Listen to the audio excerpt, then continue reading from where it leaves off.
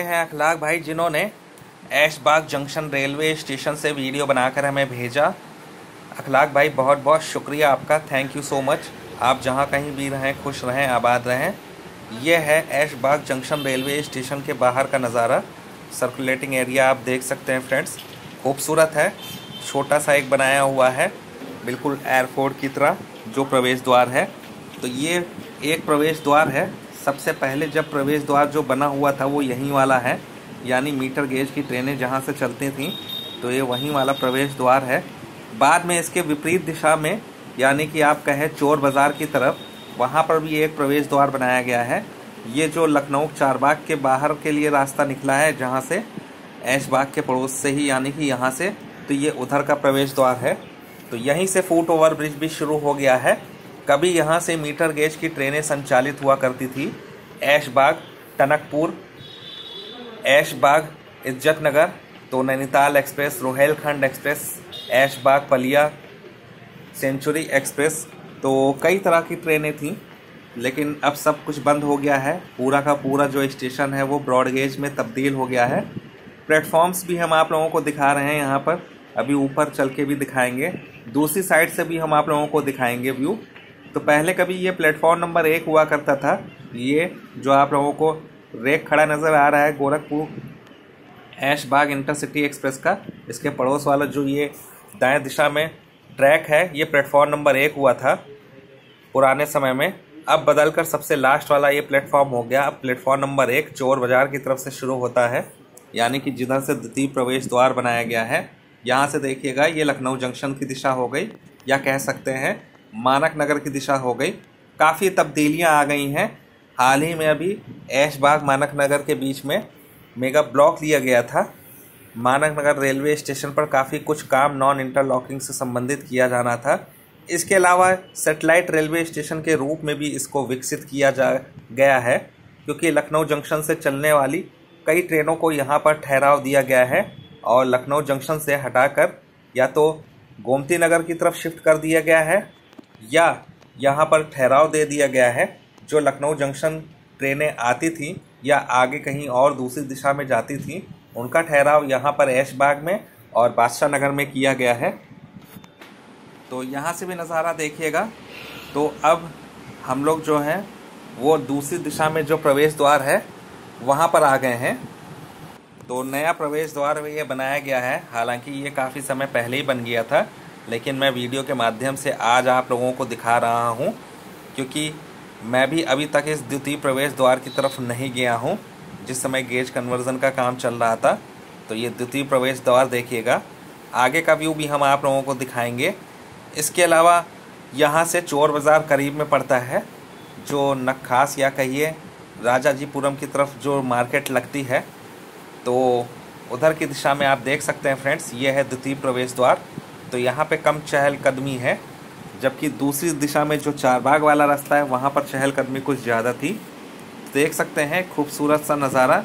कई बार मैंने ये बात भी रखी कि ऐशबाग से एक ट्रैक को लखनऊ के उत्तर रेलवे वाले ट्रैक में जोड़ देना चाहिए, क्योंकि आने वाले समय में इसका फ़ायदा लखनऊ उत्तर रेलवे को भी मिलेगा और पूर्वोत्तर रेलवे को भी मिलेगा, क्योंकि मैलानी, पूरनपुर, गोला, लखीमपुर, सीतापुर, सिधौली आदि के लोगों के लिए ऐसा कोई रास्ता नहीं है सीधा जिससे कि वाराणसी या प्रयागराज या सुल्तानपुर या रायबरेली या प्रतापगढ़ जाया जा सके।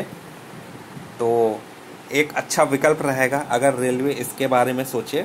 इस पर हालांकि मैं पहले भी कई बार वीडियो बना चुका हूँ। यह रहा यहाँ पर टिकट खिड़की विंडो, और ये सामने प्लेटफॉर्म नंबर 1, और ये यहाँ की समय सारणी।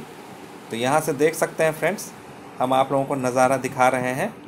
तो कभी यहाँ पर कोई प्लेटफॉर्म नहीं था, लेकिन प्लेटफॉर्म अब बन गया है।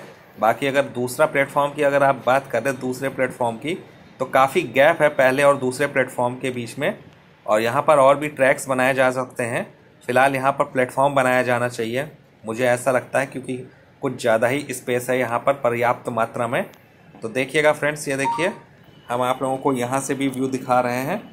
तो एक तरह से सन्नाटा है बिल्कुल प्लेटफॉर्म नंबर 1 पर, और काफ़ी गैप भी है। तो ऐसा लग रहा है यहाँ पर किसी प्रकार की कोई हलचल नहीं होती है। एक भी आदमी आप लोगों को नहीं दिखाई पड़ रहा है प्लेटफॉर्म नंबर 1 पर, जहाँ से हम आप लोगों को दिखा रहे हैं यहाँ पर।